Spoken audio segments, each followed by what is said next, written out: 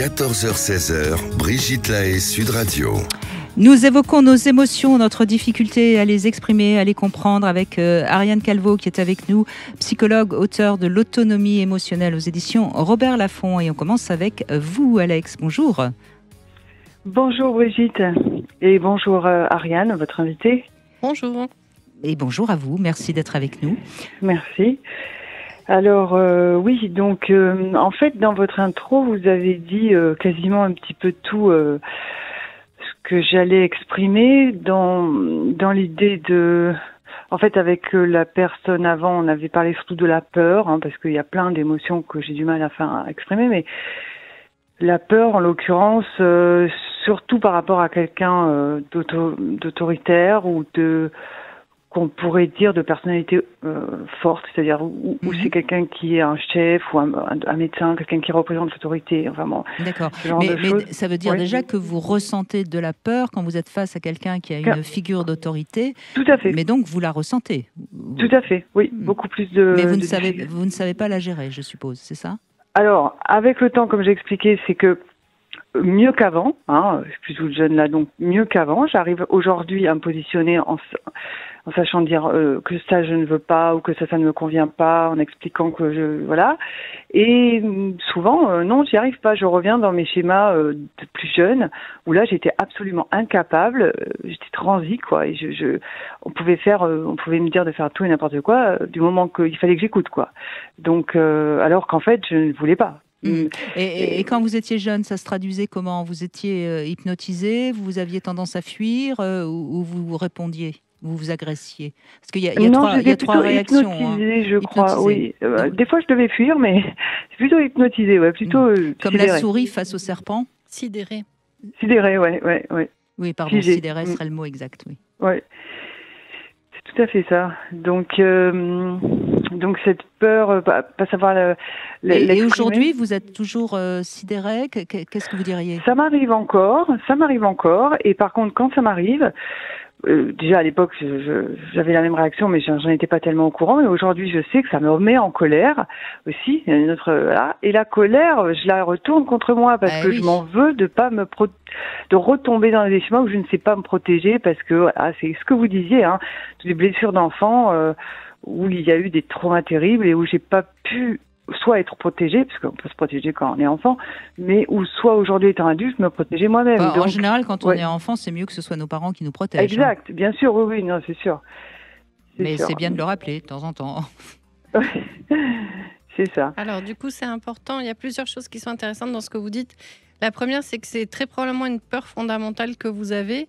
Vous avez très très bien identifié que ça avait probablement à voir avec une blessure émotionnelle et que les blessures émotionnelles ont quelque chose à voir avec les traumatismes, ce qu'on a oublié de dire tout à l'heure, mais c'est absolument essentiel effectivement de le souligner. Là, je pencherais pour la peur de mal faire ou quelque chose de cet ordre-là, ce qui fait qu'effectivement, les figures d'autorité qui sont celles qui sont censées nous dire ce que l'on doit faire, activent des signaux de danger.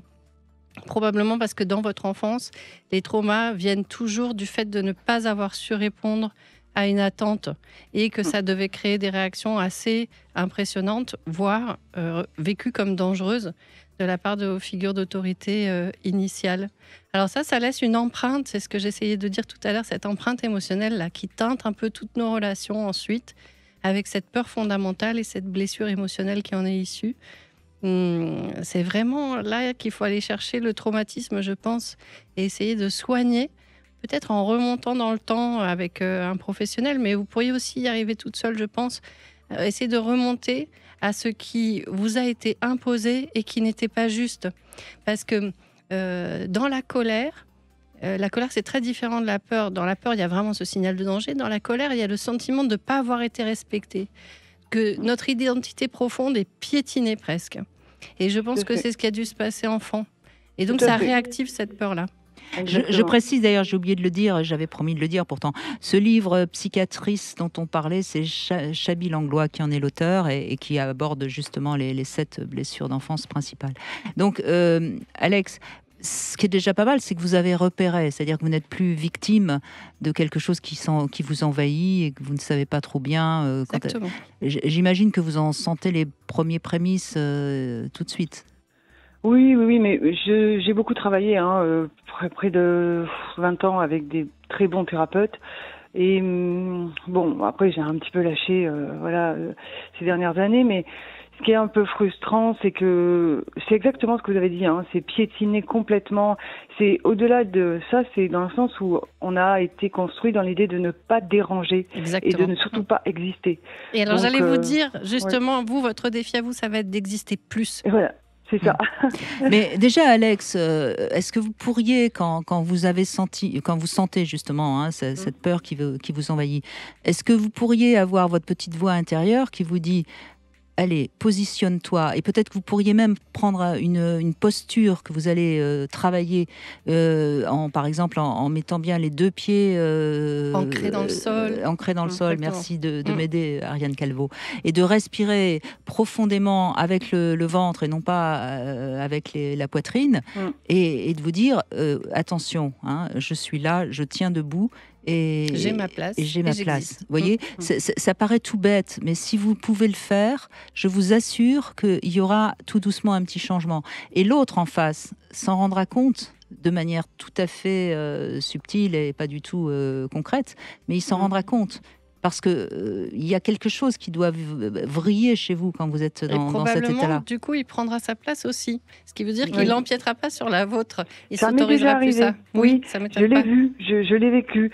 Et j'ai vu la différence aussi de la personne. Mais allez, une fois sur 3. Et des fois, les 2 autres fois, ou alors j'ai la posture et puis c'est quand je vais vouloir m'exprimer, la voix, les mots, c'est plus français, ça veut plus rien dire parce qu'il y a trop d'émotions. Et là, je redeviens, enfin, l'autre me reprend le dessus, parce que là, qu'est-ce que mais je dis, oui, ça mais veut parce rien qu'on dire. est on est aussi des animaux, hein.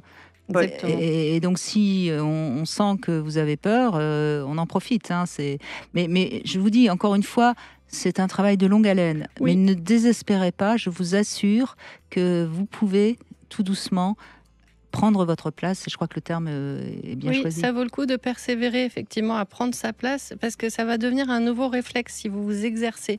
Ça demande un peu de discipline au début, mais ça vaut le coup que ça devienne votre nouvelle normalité en fait. Et puis, cette colère contre vous-même, là, c'est vous avec vous-même. Hein. Oui.